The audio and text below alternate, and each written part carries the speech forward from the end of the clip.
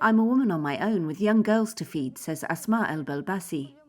This is how desperate she and other Gazans are for bread. She walks daily through the dangerous landscape of North Gaza, reduced to rubble by Israeli strikes, and where sporadic fighting breaks out between Israeli forces and Hamas militants.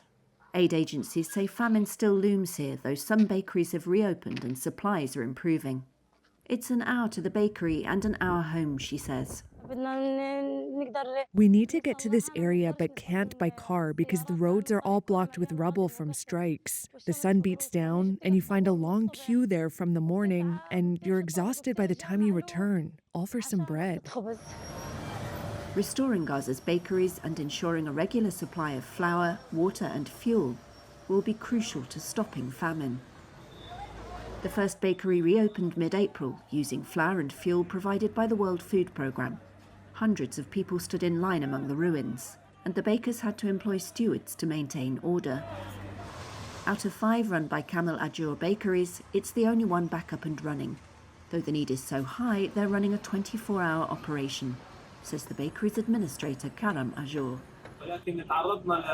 We suffered a lot of damage. More than 80% of our equipment across all our branches in the Gaza Strip. But with God's help, as much as possible, we were able to retrieve some of it and operate to provide for the people and produce bread. Belbasi says she waits at least 20 minutes each day for 2 bags of flatbread, a staple for Gazans, which she needs for her children and other relatives. What can we do, she says. There's no transport and no one to help her.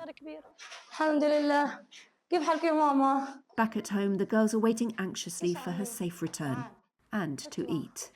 Pockets of famine are emerging in Gaza and children have died from malnutrition and dehydration. Even Israel's closest allies have increased pressure on it to do more to let in food. Before they reopened the bakeries, we would get corn flour, which you couldn't knead. It was like a log. It would come out like a biscuit. After a day or two, it would be difficult to eat.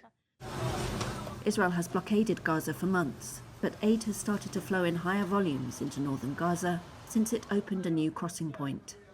Aid agencies warn it is still nowhere near enough, and the WFP said last week, northern Gaza is still heading towards famine.